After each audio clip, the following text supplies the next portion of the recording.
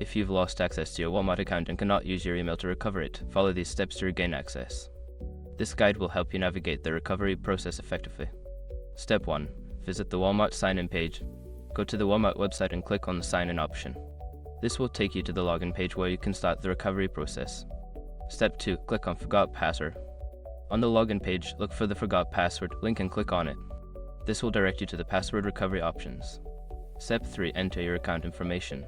You will be prompted to enter your account information such as your phone number or username. Since you don't have access to your email, make sure to use the phone number linked to your account. Step 4. Choose a recovery method. After entering your information, select a recovery method. If you have a phone number associated with your account, you may receive a verification code via text message. Step 5. Follow the instructions. Once you receive the verification code, enter it on the website as prompted. After verification, you will be able to set a new password and regain access to your account. By following these steps, you should be able to recover your Walmart account without needing your email. If you encounter any issues, consider contacting Walmart customer service for further assistance.